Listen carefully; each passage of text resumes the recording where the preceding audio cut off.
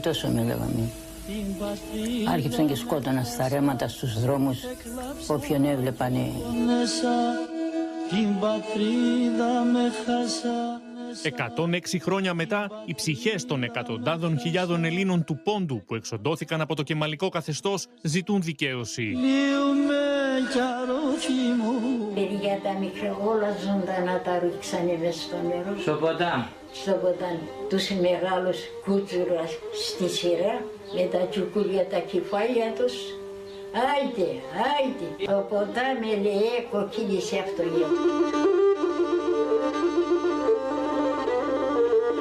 Ήταν 19 Μαΐου του 1919, όταν ξεκινούσε η σκληρότερη φάση της γενοκτονίας των Ποντίων από τους Νεότουρκους. 353.000 Έλληνες του Πόντου σφαγιάστηκαν, κάηκαν ζωντανοί, βασανίστηκαν και εκτοπίστηκαν. Έβαλανε μέσα στο σπίτι τους ανθρώπους, γύρω βάλανε καλαμπουκόφυλλα και έριξαν πετρέλαιο και τους έδωσαν φωτιά και τους έκαψαν.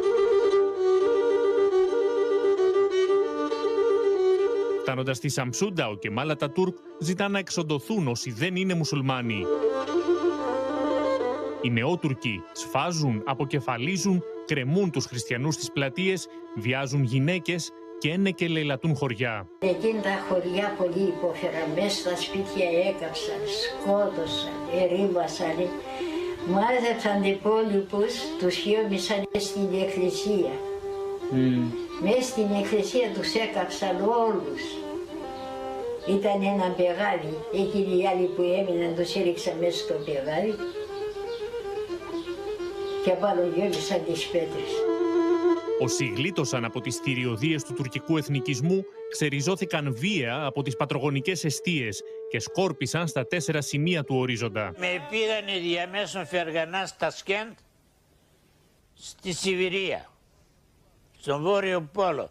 Σκάβεις 5 μέτρα και είναι σαν κρίσταλο η γη. Μετά 6 μήνες δεν έμειναν τίποτα, έμειναν με 600 άτομα από τα 25.000.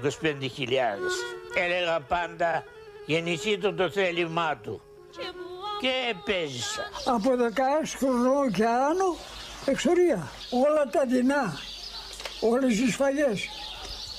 Δεν χάθηκε λίγος κόσμος.